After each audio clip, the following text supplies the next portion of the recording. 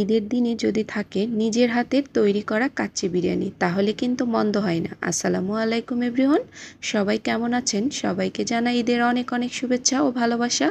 আজকের আয়োজনে আপনাদের জন্য রয়েছে কাচ্চি বিরিয়ানি। আর এই কাচ্চি বিরিয়ানিটি আমি খুব সহজভাবে আপনাদেরকে তৈরি করে দেখাবো। রেসিপিটি আপনাদের কাছে ভালো লাগবে আশা করছি। আর রেসিপিগুলো ভালো লাগলে অবশ্যই বেশি বেশি শেয়ার করে দেওয়ার অনুরোধ রইল। তো চলুন দেখে নেওয়া যাক রেসিপিটি। প্রথমে তৈরি করে নেব মাংসের মশলা। এর জন্য এখানে নিয়েছি 1 চা চামচ পরিমাণ সাদা কালো গোলমরিচ, 1 চা চামচ পরিমাণ জিরে, 4টি দারুচিনি, 2টো কালো এলাচ, 5-6টি সাদা এলাচ, 1 চা চামচ পরিমাণ জয়ত্রী, 1টি জয়ফল ও 5-6টি লবঙ্গ।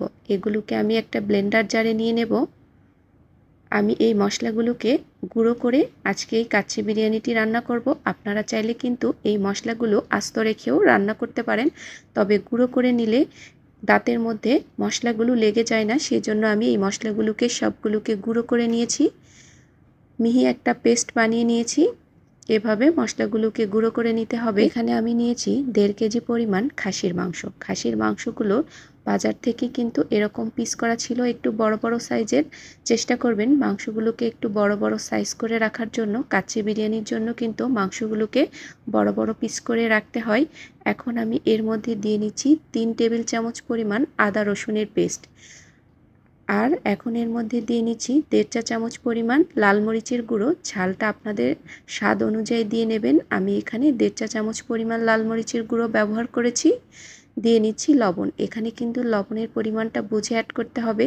এটা পরবর্তীতে কিন্তু দেওয়ার কোনো অপশন নেই, সেজন্য এটাকে একবারে দেওয়ার চেষ্টা করতে হবে। আমি এখানে 1.5 চা চামচ পরিমাণ লবণ দিয়েছি। এখন দিয়ে নিয়েছি সেই মশলা গুঁড়ো করে রাখা মশলাটা। তার মধ্যে আমি দিয়ে নিচ্ছি 1/2 কাপ পরিমাণ টক দই। টক দইটাকে একটু ভালোভাবে ফেটিয়ে নিয়েছিলাম। এর মধ্যে এখন দিয়ে নিচ্ছি 1 কাপ পরিমাণ পেঁয়াজ বেরেস্তা। আর দিয়ে নিচ্ছি 1 কাপ পরিমাণ তেল। আমি যেই তেলটা দিয়ে পেঁয়াজটাকে বেরেস্তা করেছিলাম সেই তেলটা এর মধ্যে দিয়ে নিয়েছি। এখন ভালোভাবে হাত দিয়ে মাংসগুলোকে মেখে নিতে হবে, যাতে মশলাগুলো মাংসের মধ্যে মিশে যায়। এভাবে একটু 1 থেকে 2 মিনিটের মতো মাংসটাকে মিশিয়ে আমি এটাকে 10 মিনিটের জন্য সাইড করে রেখে দেব। এটাকে কিন্তু অনেক বেশি ম্যারিনেট করে না রেখে দিলেও হবে।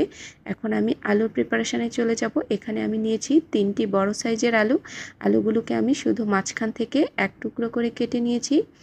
এখন এর মধ্যে দিয়ে নিচ্ছি সামান্য একটু লবণ, সামান্য একটু জর্দার রং, আর দিয়ে নিচ্ছি 1/2 চা চামচ পরিমাণ চিনি।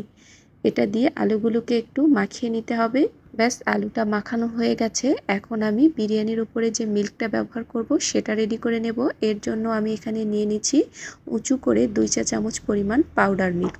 আপনারা চাইলে এখানে কিন্তু লিকুইড মিল্কটাও ব্যবহার করতে পারেন। এখন এর মধ্যে দিয়ে নিচ্ছি 1 কাপ পরিমাণ কুসুম গরম পানি।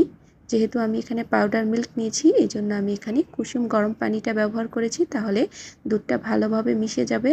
এখন এর মধ্যে দিয়ে নিচ্ছি সামান্য একটু জর্দার রং। আপনারা চাইলে এখানে কিন্তু জর্দার রংটা ব্যবহার নাও করতে পারেন। আমি কালার দেখার সৌন্দর্যের জন্য এই কালারটা ব্যবহার করেছি। এখন এই দুধের মধ্যে আমি দিয়ে নেব 3 টেবিল চামচ পরিমাণ ঘি। এই ঘিটা কিন্তু দিতেই হবে, তাহলে কিন্তু আপনারাও আসল কাচ্চি বিরিয়ানির টেস্টটা পেয়ে যাবেন। 3 চামচ পরিমাণ ঘি দিয়ে ভালোভাবে দুধটাকে নেড়ে চেড়ে আমি এটাকে সাইড করে রেখে দেব। আলুটাকে ভেজে নেব। আলুটাকে আমি আগেই চুলোয় বসিয়ে নিয়েছিলাম অফ ক্যামেরায়। এটাকে আমি 2 থেকে 3 মিনিটের মতো চুলোয় একটু ভেজে নেব। এটাকে অনেক বেশি কড়া করে ভাজার প্রয়োজন নেই। 2 থেকে 3 মিনিট ভেজে নিলে আলুটা ভাজা হয়ে যাবে। আলুটা আমার মোটামুটি ভাজা হয়ে গেছে। এবার এটাকে আমি চুলো থেকে নামিয়ে নেব। এরপর আমি চালের প্রিপারেশানে চলে যাব। এখানে নিয়েছি 1 কেজি পরিমাণ বাসমতি চাল। আপনারা চাইলে কিন্তু এখানে চিনি গুঁড়া পোলাওয়ের চালটাও ব্যবহার করতে পারেন। এটাকে ভালোভাবে ধুয়ে নিয়েছি। চালের পানির মধ্যে আমি যে মশলাগুলো দেব, 2টো তেজপাতা, 3টি সাদা এলাচ, 1 চা চামচ পরিমাণ শাহজিরা, আর নিয়েছি 2 চা চামচ পরিমাণ লবণ। এখন এই মশলাগুলোকে পানির মধ্যে দিয়ে নিতে হবে। আমি এখানে বেশ কিছুটা পরিমাণ পানি বসিয়ে নিয়েছি চালটাকে সেদ্ধ করার জন্য। চালটা দিয়ে দেব পানির মধ্যে। এখন এটাকে প্রায় 50% মতো সেদ্ধ করে নিতে হবে।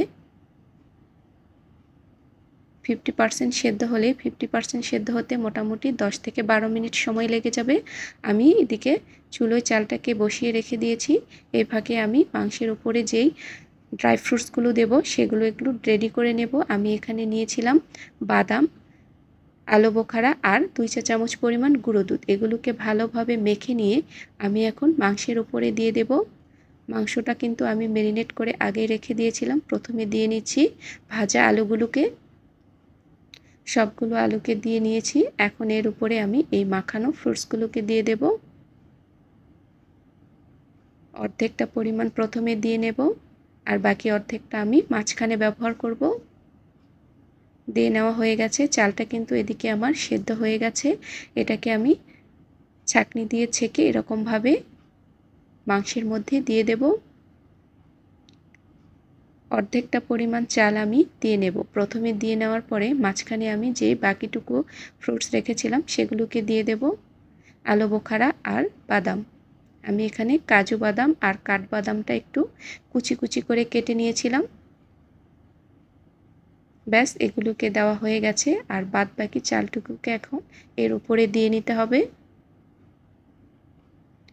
সবগুলো চালকেই আধা সেদ্ধ চালটাকে দিয়ে নিতে হবে। ব্যাস, এখন এর উপরে এই দুধটাকে যে রেডি করে রেখেছিলাম সেই দুধটা এর উপরে এভাবে ছড়িয়ে দিতে হবে। এক জায়গায় কিন্তু দেওয়া যাবে না, চারিদিক থেকে এভাবে ছড়িয়ে দিয়ে উপর থেকে সামান্য একটু জর্দার রং দিয়ে দেব। জাস্ট এটা দেখার সৌন্দর্যের জন্য, আপনারা চাইলে এটাকে স্কিপ করতে পারেন। সবটাকে আমি দিয়ে নিয়েছি। এখন এটাকে আমি ফয়েল পেপার দিয়ে মুড়িয়ে নেব। আপনারা চাইলে কিন্তু যে ময়দার গোলাটা দিয়ে এটা মুড়িয়ে নেওয়া যায়, আপনারা সেটা দিয়েও করে নিতে পারেন। আমি আজকে এটাকে ফয়েল পেপার দিয়ে করে নেব, এই জন্য ফয়েল পেপারটা দিয়ে ভালোভাবে এটাকে মুড়িয়ে নিয়েছি। এর উপরে আমি এখন একটা ঢাকনা দিয়ে দেব। ভালোভাবে এটাকে মুড়িয়ে নিতে হবে যাতে কোনো বাতাস বাইরে বেরিয়ে আসতে না পারে। এভাবে ফয়েল পেপারটাকে চারিদিক থেকে ভালো করে মুড়িয়ে নিতে হবে যাতে কোনো বাতাস বাইরে বেরিয়ে আসতে না পারে। এই ছোট ছিদ্রটাকেও আমি বন্ধ করে নিয়েছি। এবার হাই হিটে 10 মিনিটের মতো এটাকে কুক করে নিতে হবে। চুলোর জালটাকে হাই দিয়ে 10 মিনিটের মতো কুক করে নিয়েছি। এখন আমি এটাকে একদম লো আছে আর 1 ঘন্টার জন্য রান্না করে নেব। দেখুন চুলোর জালটাকে আমি কি পর্যায়ে রেখে দিয়েছি, একদম লোতে করে এটাকে আমি 1 ঘন্টার জন্য রান্না করে নেব। 1 ঘন্টা পরে ফিরে আসছি। 1 ঘন্টা হয়ে গেছে। দেখুন আমি বিরিয়ানিটাকে খুলে নিয়েছি। কতটা সুন্দর আর পারফেক্টভাবে এটা সিদ্ধ হয়ে গেছে। খুবই মজা হয়। বাসায় এরকমভাবে ঈদের দিনে আপনারা কিন্তু ট্রাই করতে পারেন। আর কিন্তু খেতে একদম রেস্টুরেন্টের মতো হয়, কোনো অংশেই কম না। আমার রেসিপিগুলো ভালো লাগলে অবশ্যই বেশি বেশি শেয়ার করে দেবেন। আর আমার চ্যানেলটাকে সাবস্ক্রাইব করতে কিন্তু ভুলবেন না। আল্লাহ হাফেজ।